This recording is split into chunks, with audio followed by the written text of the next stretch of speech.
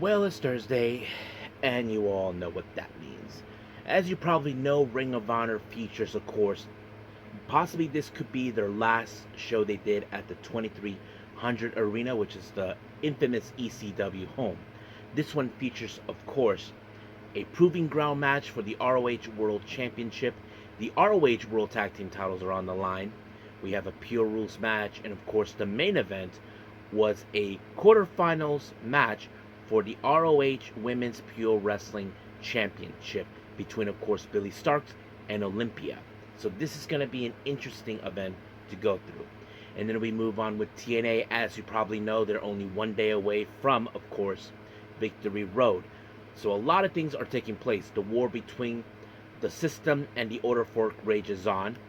We do have, of course, the Team 3D, Devon, and of course Bully Ray making their presence known, as you know, making their last comfort, how to say, words before they head to Bound for Glory. So that's going to be an interesting thing.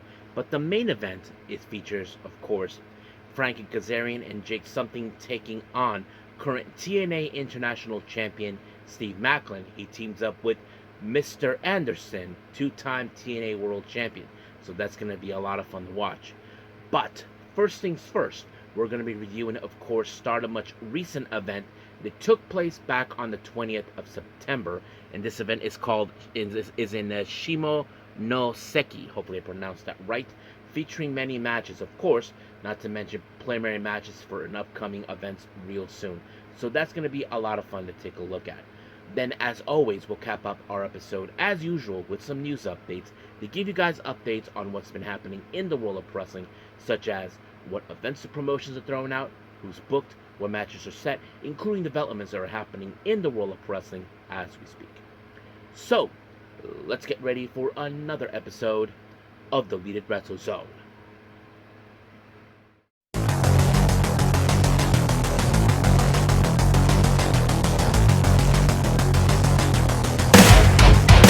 Are you ready?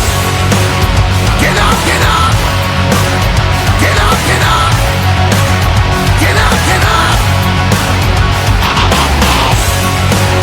Get up, get up! Get up, get up! Get up, get up! Hey everyone, welcome to Deleted Wrestle Zone. All things that is pro wrestling with AEW, NXT, New Japan Pro Wrestling, TNA, the National Wrestling Alliance, various promotions, wrestlers, matches, and championships.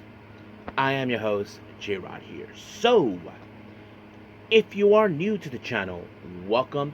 This is a channel we do a lot of pro wrestling reviews from various promotions, not only here in the United States, but also in Japan, Mexico, Canada, Europe, the UK.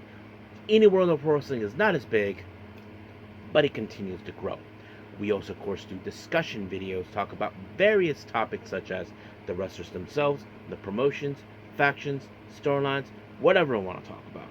We also, of course, do more news updates. If certain information was unable to be on this episode, we can either put it on the next one or on a separate video by itself. We also, of course, do real-time news updates to keep you guys on alert if something has happened in the world of wrestling that needs to be addressed ASAP. We also, of course, got the Unagi Sayaka Watch and various other cool wrestling content as well. So if you like what you see, please subscribe to us or click on that subscribe button. You'll be getting a lot of daily reviews and other cool wrestling content as well. But if you like this episode, please give us a like on the like button or a nice comment in the description down below. Now, enough with the jibber jabbers, let's get started. So let's begin, of course, with an event from Stardom that was a bit late, so here we go.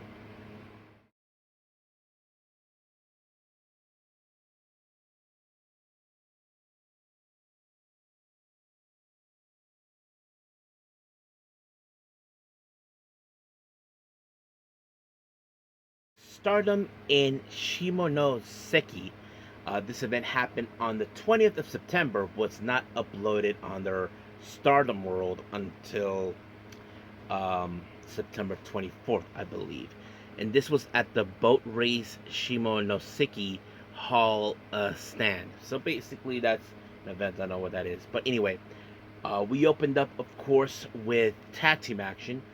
We have Mi Vida Loca, consistent of Akira Kuragani and Bozilla, taking on the Cosmic Angels, Sayaka Kurara, and Natsupoi. Now, what I did like about this is, of course, Natsupoi has to step up as a mentor to Kurara. As you all know, Kurara has been being on the mentorship by Tam Nakano, but now she has to step up her game. As of course, Natsupoi has to, you know, help her out to succeed now in pro wrestling, which is something now that she has done so far, but she has to help her out even further. But I think the match went pretty well, not to mention him. But the one thing that's the bigger obstacle is Bozella, who is the biggest person and the tallest. But that didn't do any problem because, as you probably can guess, it was Kurara who eventually picked up the win when she speared Kuragani, and just like that, 1, 2, 3, excellent win by her. So it was over right from there. Next up, we have Kyoko Furuzawa and versus Emma Maishima versus Saya Ida. Now, of course, Furuzawa and Maishima are the least experienced wrestlers they're facing against Saya Ida, who has more experience than them. And of course, obviously, one of the two was going to be the one to take the fall. And the obvious question, what was it? Well, I don't think for me it mattered because obviously it was going to be Saya Ida who was going to win. But the real question I asked, who was going to take the fall? Well, it turned out to be, of course, Maishima, when, of course, Ida applied a lariat onto her, and just like that, 1, 2, 3, done. Next up, we have EXV members Rian and Hanako. They take on the combine of Rana Yagami and Azuki. Now, of course, many of you would say that Rian and Hanako would definitely win, but you're looking at, of course, Rana Yagami with excellent martial arts status, but Azuki, who has a lot of experience as a wrestler, you know, that's one of the things that always plays out. But in the end, it was Azuki who picked up the win by applying a senton onto Rian, and just like that, 1, 2, 3, done. Now, our next match, we have the members of Hate. Zuza Inaba, Rina, and Raka taking on God's Eyes, Tomoka Inaba, Lady C, and Hina. So basically, you probably know that both Rina and Hina are in fact twin sisters now that they're opposite side of each other. Now, of course, when it comes to Hate, we all know they like to play dirty tactics to pick up their wins. That's always been what they've been known for a long time. But, however, it was surprisingly Lady C who picked up the win when she applied a big boot onto Raka, and just like that, 1, 2, 3 is over. Now, I want to point out something. Now, we haven't seen Lady C have obtained any of the Stardom championships. I mean, we know that she has challenged for the future belt before, but now her 3 years experience is done for both, of course, the future and the new blood. She has challenged for the artist belts, but came up short. And now, in this scenario, she pinned one half of the tag team champions, Raka. So the obvious question is, would she challenge it? I mean, I'm sure it would be an excellent opportunity for her. I mean, I would love to see her win a championship. I don't know if I have any Lady C fans here, you know, in this channel who would love to see that. I mean, what do you guys think? Would you like to see her win a championship? I mean, I would do too. But the obvious question is, if she does challenge, who will be her tag partner? And there's one person who definitely does not want to do it, but I'm not sure if she would willing to do it. And that person is, of course, Saki Kashima. But nonetheless, we'll see. Now, moving on. We had the other members of the Cosmic Angels, Aya Sakura, Yuna Mizumori, and Sayuri Anu, taking on Stars, consistent of Yuri Him, B. Priestley, and Hanan. So probably you all know that Momo Kogo was not present there. For anybody would ask, she was in another event. I wasn't too sure exactly where this was going to go. I know that both teams have not been in a good state. I mean, Stars, as you know, reduced to losing not only Mayu Utani and Azuki and Koguma leaving on their own terms. And of course, Cosmic Angels are trying to pick up the pieces after Tam Nakano was forced to retire. I know that it's one of those questions like who's going to walk out. We know these teams are trying to rebuild themselves. and that kind of sets it up okay. But in the end, it was Sayuri Anu who picked up the win when she applied a German suplex onto Yuri Him, and just like that, 1, 2, 3, it was over. Now, our main event, you can call this part of the primary match. We have the members of Neo Genesis in full force, Miyu Amasaki, Mei Seira, Azumi, and Starlight Kid taking on Hate, Momo Watanabe, Konami, Natsuko Tora, and Sayakami Tani. Now, many of you know this, that Sayakami Tani will put the World of Stardom Championship on the line, but Azumi will also put her New Japan Strong Women's title on the line against Kamitani. So it's a winner takes all type of match, because as you know, Kamitani is determined to be at the top of the food chain of Stardom, and the only way she's going to do that is by proving that she is better than everyone else. But of course, we've seen these two teams back and forth. I mean, we know there's some history going on from both sides in every aspect. But however, it was of course Kamitani with the Star Crusher onto Amasaki, and just like that, 1, 2, 3, it was over. And then we did see a bit of a post-match promo between both Kamitani and Azumi. But we'll see what happens when we get to that match with their winner takes all type. But as of right now, we'll end things here with Stardom and move on with Ring of Honor.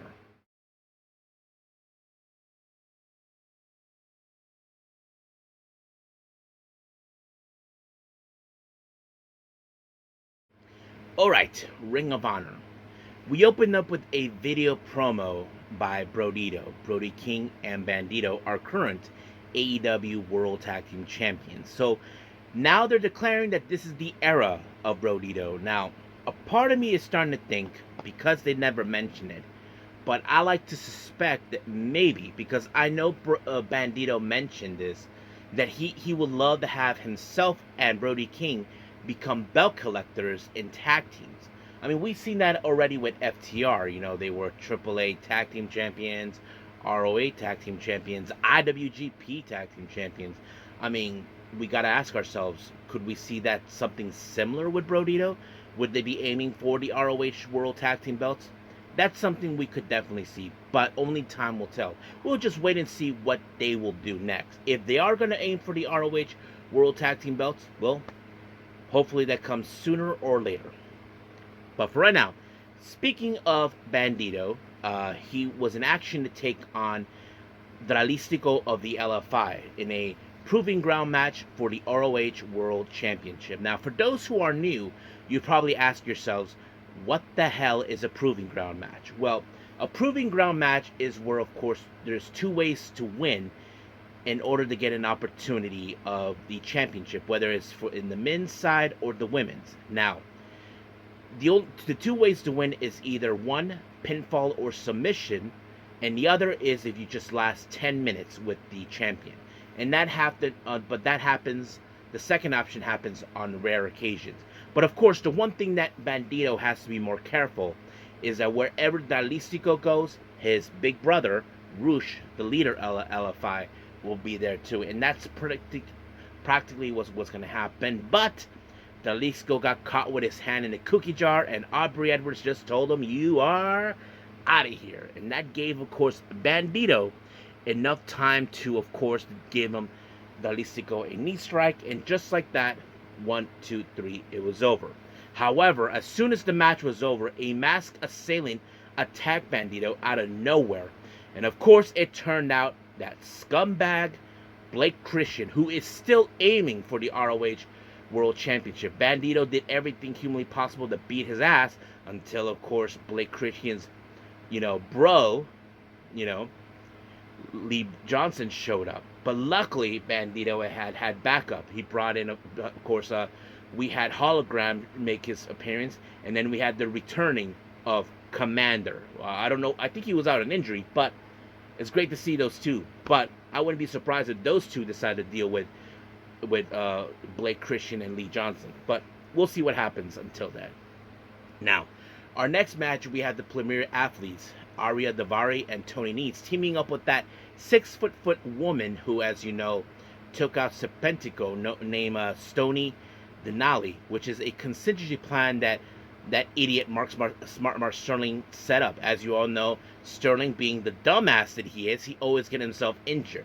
Yeah, because he should stay out of it, but nope. He decides to be a little weenie and get involved. And now he thinks that now this woman's involved, it's going to be okay. Now they'll pick up some good wins. But of course, we had a mixed 6-person tag match. They face against JD Inc., Magnifico, and Rebecca Scott. But of course, this match had to be showcased to introduce Stony Delani, the newest member of the Premier Athletes, and that's what she did when she chokeslammed Rebecca Scott, and just like that, 1, 2, 3, over. Now, we did see a bit of a video, a vignette by the frat house, and we had interesting people. We did have, of course, the Blue Meanie. Many of you may know him from ECW, and he was also a member of the Blue World Order. And then we did see Bernard the Bear. Many of you remember him. He used to run around with Cody. So I thought it was a pretty interesting, fun vignette. So it's great. Now, anyway, let's move on to our next match, which is a women's pure wrestling match. We have Viva Van versus Deonna Purrazzo. Now, obviously, if you guys know Deonna Purrazzo, she is an amazing technical wrestler, and most people will probably have their money put on her to win to become the first ever ROH Women's Pure Wrestling Champion. And of course, obviously, she won that match, and she did that when she applied a snap pile driver onto Viva Van, and just like that, 1, 2, 3, over. Now, our next match is for the ROH Interim Women's World Television Champion. Lacey Lane, many of you remember her as Cadence Carter in WWE, will face off against Mina Shirakawa, as you know, making her maybe second defense from this belt. But I have to say, it was a good match. Not gonna lie, not the best, but nonetheless, it was a good match. Mina picked up the win when she applied a figure 4 leg lock, and just like that, it was completely over. Now, our next match, we have the ROH World Tag Team belt. The Von Erichs, Ross and Marshall Von Erich, as you probably guessed, they are probably in a revenge mode to get against Sammy Guevara, member of the LFI, and his tag partner Rouge for the ROH tag team belts. Now, of course, we know that they will love nothing more to get revenge on what happened. But, however, things got a little crazy. Sammy provided a distraction when he pulled the ref, when Marshall Von Erich had everything under control, until Dralistico took him out, and then, of course, Rouge gave Marshall the bullhorns, and then Sammy ended it with the Swanton bomb, and just like that, 1, 2, 3, LFI remain champions. Now, we did see a bit of a backstage video promo with Deonna Purrazzo. As you know, Deonna has mentioned herself that she's the reason ROH existed, to have women's in it. In the past, they never did, and she felt that this is her right to become the first ever ROH Women's Pure Wrestling Champion. But of course, Tweedledee and Tweedledum, and along with Badass, I'm talking about, of course, Shane Taylor Promotions, decided to get in her face. And of course, she told them, "Oh, you think you're tough because you guys are in the Army? Well, guess what? My husband's a Marine." And of course, she's not wrong, until Trish Adora decided to sucker punch her and tell her that this belt is going directly to Shane Taylor Promotions. We'll just wait and see what happens, because I don't think she has the same kind of, technical aspects as her. But only time will tell. Now, our main event is the quarterfinals of the ROH Women's Pure title. We have, of course, Olympia versus Billie Starkz. Now, Billie Starkz, as you know, became the first ever ROH Women's World Television Champion, and now she's determined to make history, become the first ever that championship. But she's facing against CML's Olympia. Now, of course, I've always thought that Olympia had a much better advantage than Billie Starkz, but of course, Billie Starkz was able to steal the win, take the win by applying a crucifix bomb, and just like that, 1, 2, 3, it was over. So she advances. So we'll see how things will progress as we go. So that's pretty much it with Ring of Honor. Let's move on with our last and final review, TNA.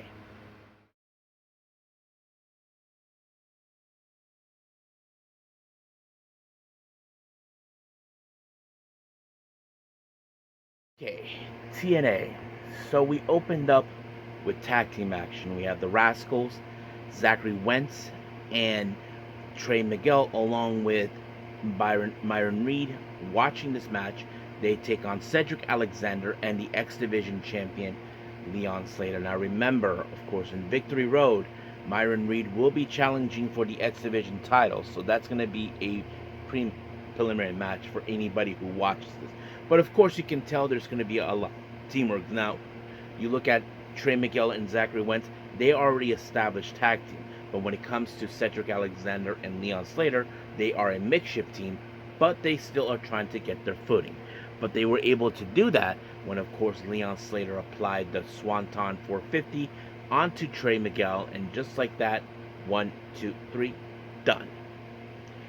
Now, during an interview with Gia Miller, she talked to Frankie Kazarian and Jake Something about their match against, of course, Mr. Anderson and Steve Macklin. As you all know, that the TNA international title is right now in the sights of Frankie Kazarian, so you probably can guess what he's going to try to say, that this is going to be his bag, and not to mention that Jake Something made the right choice to side with him. So that's pretty much what's going to happen in the Kazarian world. Now, as you probably know, TNA decided to unveil what happened this past Tuesday in NXT, where we saw Mike Santana and many of the TNA talent invade NXT. So basically, that has been well established what's been going on from there. Now, our next video, we did see, of course, Eric Young was talking to Santino Marella, who's calling him a puppet because he's trying to cleanse TNA from people like Joe Hendry, and he told him that he wants Joe Hendry at Victory Road. So, of course, Santino was not going to comply, but he gave it to him. Now, our next match, we have Victoria Crawford taking on Jody Threat. Now, Jody Threat had this match exactly what she wanted. She had everything under control until out of nowhere, Tessa Blanchard, who, as you all know, she was suspended after attacking Gia Miller, who was just defenseless, wasn't doing a dang thing, just attacked her. Now she's back, and this distraction allowed for Victoria Crawford to apply the axe kick onto Jody Threat, and just like that, 1, 2, 3, it was over. But the real question I asked myself, what does Gia Miller gonna do if once again Tessa gets in her face? Well, we'll just have to see. Now, Joe Hendry, as you know, was watching what's been going on with Eric Young. He tells him that, this whole conspiracy theory about them, about, of course, him, what he's been doing, not to mention attacking Judas Icarus, and, of course, Travis Wheelan for their dissatisfaction of losing to him, that sort of thing. But, of course, Joe Hendry is going to beat the living crap out of him, as he stated, but we'll see what happens. Now, as you all know, the war between the System and the Order for Rage is on. So Moose, as you know, well, let's just say that they're satisfied what's going to happen at Bound for Glory Hardcore War. But however, the System, most specifically Moose, came up with this idea. As you all probably know, Moose will be challenging Mustafa Ali, leader of the Order 4, in a match. However, this match, what he proposes, is going to be a, who takes the advantage match. You know how that is, where one person, it starts out one person, and then there's the advantage of the 2-on-1 type of scenario. And that sort of thing. But however, he also stated that he said that he's willing to leave his guys, the System, in the back, and that Mustafa Ali should do the same thing. So the question is, will Mustafa Ali actually oblige to these conditions? Well, we'll just have to wait and see.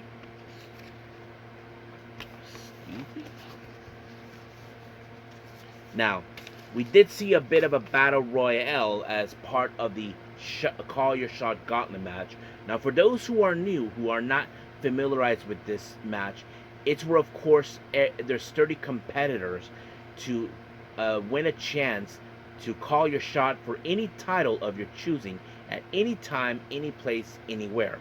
The person who did this last year was Frankie Kazarian, and of course, he was unsuccessful to obtain the one championship that he felt he earned the right to, and that is, of course, the TNA World title, and he failed. But I don't know what's the significance for this one, but we did have wrestlers like, The Inspiration, I believe, the Angel Warriors, Mance Warner, Matt Cardona, Ryan Meneth, a few others. However, AJ Francis decided, screw this, I already won this, but later he got missed by Rosemary, and I'm sure he did not expect that. But in the end of this battle royale, it was in fact Mance Warner that picked up the win. So I'm not sure if he gets the number 30 spot or the first spot. I don't know. There's been matches of those. They haven't specified that. But we'll see. Now, as you all know, recently I did reported that TNA, in every year in Bound for Glory, which is like one of their bigger events of the year, they will induct people into the TNA Hall of Fame. And this year they announced Mickie James and the Beautiful People, Angelina Love and Velvet Sky, which is a huge honor. These ladies were amazing during their time. Ever since I watched TNA back in the day, that was one of the most amazing eras of TNA's history that I enjoyed the most. So we'll see what happens until then. Now, Mike Santana put out a bit of a vignette. As you know, his journey to obtain the TNA World title is going to be coming very soon, and that's something I'm sure many of us are expecting to see. Now, Santino Marella was in a ring, as you know, decided to negotiate certain terms for the upcoming one last match between two of tag teams that have walked the earth. We're talking about the Hardy Boys, who are the current TNA World Tag Team Champions, taking on the Team 3D, a tag team that we have seen time and time again have they well been decorated. Now, of course, we know through their history they have fought not only in TNA but also in WWE. Their history dates back longer. Of course, they reminisce the TLC match where, of course, Devon said that they were like 20 feet in the air, and then, Jeff Hardy called him that he was a crazy son of a gun, that sort of thing, and that he was not going to do that again. And of course, Matt reminded Bully Ray about how high they were on a ladder, and they landed on a bunch of tables. But there's one thing, even though they can say, is this: as much as their history has been self-recorded, there's one particular match that still stung them to this day. I cannot recall the day, but I cannot remember if I did ever watch that. It's the match, a tables match between these two. And of course, Bully mentioned that match stung us because everybody knows we are table experts. So in their perspective, they feel that they have to right the wrong. The Hardy says they were willing to do that. They're willing to give them that match since Bound for Glory will be in New York City, in their hometown. But however, this is where things got interesting. The Hardy says that, look, we know we will never surpass you, but we're willing to go that length, but also put the TNA World Tag Team belts on the line. And that's exactly what they do. So, of course, they accepted it. So this is going to be one hell of a match. Now, Mustafa Ali decided to respond to Moose's conditions, of course. Of course, Mustafa probably is appalled to Mustafa Ali's conditions, but I don't think he's too concerned for that. He is trying to prove their point that the Order 4 are now the most dominant force in TNA. And of course, the whole Trust Ali thing is the most dominant factor. But of course, the system is not going to let that slide, no matter what. Now, our main event is, of course, Jake Something and Frankie Kazarian taking on Steve Maclin and Mr. Anderson. So, as you probably know, now Frankie Kazarian is aiming for the TNA International Championship. And, of course, Steve Maclin is not going to let this one go unchecked, of course. But in the end of this, it was, of course, Steve Maclin that walked away with the win when he applied the KIA onto Frankie Kazarian. And just like that, 1, 2, 3, done. So we'll see what happens until then. So as this moment, we are officially done with TNA. So let's move on with our last and final thing, news updates.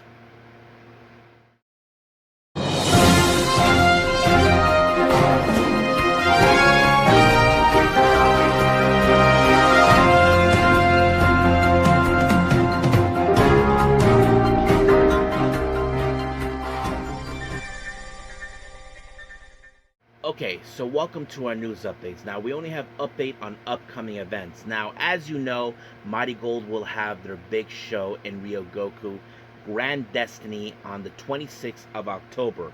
3 matches have now officially been announced. The first one is for the Mighty Gold World Championship. Utame Ishida will defend the title against Miku Anu.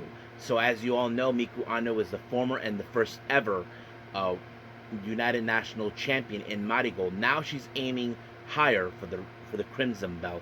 This is going to be interesting. I'm pretty sure she might have been the one who won the Dream Star tournament. If not, then I'll probably. But even though I haven't seen the last 2 matches of those, and I know they just begun their latest tour, so I'll catch up to those as soon as possible.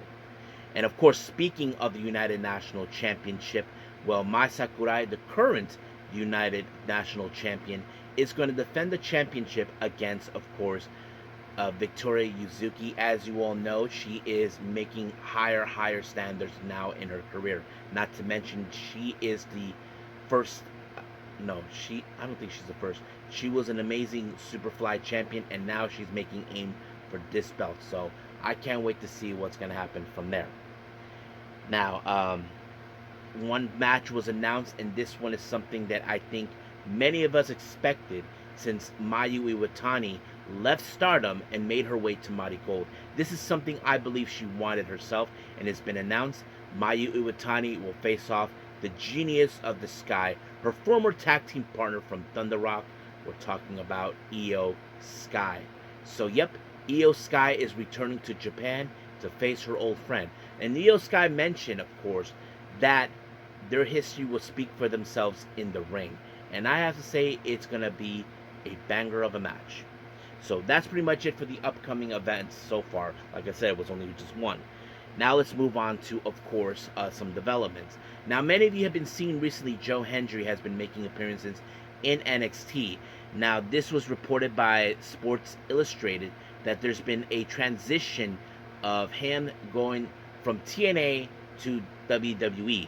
So most likely that possibly his time with TNA will be up soon and he'll make his way.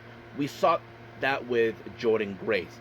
And I think many fans will love to see Joe Hendry in NXT, which we can't wait to see. Now, speaking of WWE and TNA, as you know, Sportskeda has been reporting that there's been discussion of a joint event between both WWE and TNA called Invasion. So that is something I had a feeling this was going to take place. But the real question is, when will that happen? I think we have something similar with WWE and WCW and ECW back in the day, but we'll just have to wait and see. Now, speaking of TNA, Santino Marella was on Sports Jedi Network, talked about a few things, like saying that about the invasion and hopes that TNA, of course, will surpass as number 2 promotion as that. But this is what he said. Let me pull it up for all of you. Because all the hard work, all the dedication, and all the sacrifice, we're not going to sit back and let someone take it from us. When both titles were in the hands of NXT superstars, it's not good feeling, but that was only time I was some tension backstage because people were pissed and legitimately pissed. We got one back, and we want the World Heavyweight Championship back. And you know what? We will take some theirs too. Show them how it felt. We banded together, we rose up, and we did what we had to do. If they want to try to retaliate, go ahead. We're ready, and we'll see. Our roster against there, I'm pretty comfortable we're gonna come out. I want to say that it's not the best team or whatever. At least the best team is when I'm confident the team. I'm sure Sean is confident with his team. And by product, it's going to be an awesome TV. So yeah, there's that too. And of course, he recently talked about in hopes to surpass AEW as the number 2 promotion in all of North America. Now, of course, some people do believe that, but there's those that don't believe that TNA is going to be in that due to the fact that Tony Khan, as you all know, he's a billionaire or millionaire, however you want to call it. He has the money. So we'll see where that leads us from there. Now, recently, as you all know, there's been a bit of a rivalry from two different Yoshi wrestlers from two different promotions. We have Chi-Chi from Pro Wrestling Evolution and Aya Sakura from Stardom. As you all know, Chi-Chi was the one who became the Sendai Girls Junior World Champion. And of course, she lost that belt to Aya Sakura. Now, recently, they're going to be facing off each other in a tag team match. In this press conference, they went in each other's throats and all this. And this is what happened. This was at the Ito dojo, Coyote Ito's dojo, and Aya kind of insulted her, calling her Cerie's goldfish poop. Of course, because many of you who know this, Chi-Chi is in fact a loyal disciple of Cerie. And this is what Cerie said this. What's wrong with learning by those close to respect seniors? We're, you're the one hiding in the shadows of an idol unit, aren't you? Bring out my charm. Oh, please do it. So basically, as you know, because we know the history. Now, the one thing that I'm a little wondering, what's going to happen between both Suri and Natsupoi? As you all know, those two are in fact best friends. They train together. Not to mention, ever since Suri went to the U.S., became Surrey. Natsupoi, even though called her every single time, called her on her birthday. I don't know how this is going to be because I know that Natsupoi is stepping up as a mentor for both Aya Sakura and Sayaka Kurara. And as for Chi-Chi, she learned a lot from Suri. Not to mention, she's been using the Uranagi. So we'll see what happens. Now, for some of you who know this, recently I did reported that Finn Balor said that he would love to wrestle Tanahashi one last time. Well, another person who used to be a leader of the Bullet Club, just like Finn Balor, well, he said he will love that wrestle him one last time, and that is, of course, the phenomenal one, AJ Styles. And this is what he said, and this was also on an interview with Tokyo Sports. I want to do it 1000%. However, we're both in different positions, so I don't know it will happen. It may be difficult to fight him again, but I would like to see him in his retirement match. Rather than think about who is worthy, I feel that this position is something that has to be earned. I have Tanahashi great matches many times, so there are people who think maybe it's him, but I'm looking forward to seeing who will it be. We're both on the path of retirement, but this is truly a happy thing in pro wrestling. Your body will eventually get worn out, and I think the fact that we are able to get retirement match is very happy thing itself. So yes, so AJ knows that there is no possibility he could get it, but he's kind of wondering who's going to be the one person to earn this position to challenge Tanahashi in his last match. And I think that's a very good, important thing to understand because we don't know who's going to be the chosen one, as we like to call it, or as I like to call it, or maybe you guys, I don't know. But that is something. Now, our last development here, many of you know there's been a situation regarding Masha Slamovich. There's been, of course, allegations towards her about domestic violence with her ex-boyfriend, Akira, aka the Death Samurai. Now, we haven't heard anything from Masha Slamovich regarding this situation, but finally she decided to speak out, and this was shared. Let me pull it up for all you guys. Okay. Up until the beginning of this year, I was in a toxic and mutual destructive relationship. We hurt each other deeply and in private moments, failed to treat each other with consideration and respect we both deserve.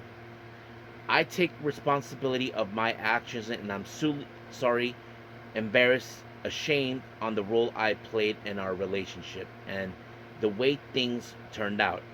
It's time in this time since I have sought out help to reflect on time and deal with the conflict in more mature, healthier, and substantial ways. I apologize for those that I let down, including my former partner. I hope he's able to heal. This will be my only statement on the matter, Masha. So yeah, so she basically takes responsibility what happened in her relationship. Yet we're yet to hear from her ex-boyfriend Akira. So basically, there's that. There's been reports now that Masha's been pulled from, of course, her match in Victory Road. We know there's been reports that her contract will be up. We don't know what's going on. There was the angle that she was going to be involved in the invasion, but she was pulled from it because of these allegations. So if there's anything new regarding her, we'll let you guys know. So until then, let's call it a day. All right. I hope everybody enjoys this episode coming up. I haven't decided yet, but I do know we have Victory Road from TNA happening. But I may consider doing that in the episode after this one because I have noticed recently I'm behind on Choco Pro, so I might do that next. I may do an episode full of Choco Pro. So if you guys are fans of Choco Pro, please check it out once I upload it on this channel. I'm really excited, but I am determined to try to catch up with Mighty Gold, Tokyo Yoshi Pro Wrestling, and the other Yoshi events. And not to mention, I just recently found out that the N1 Victory is finally done, so I may catch up with those two. So I'm gonna do the best of my ability to catch up what I missed. There are some events I might have missed out back in possibly May, June, August, somewhere around there. But be patient with me and we'll get to it. So until then, I will see you guys in the next DWZ time, same DWZ channel. I must bid all of you adieu. So, goodbye, and have a nice day. Bang!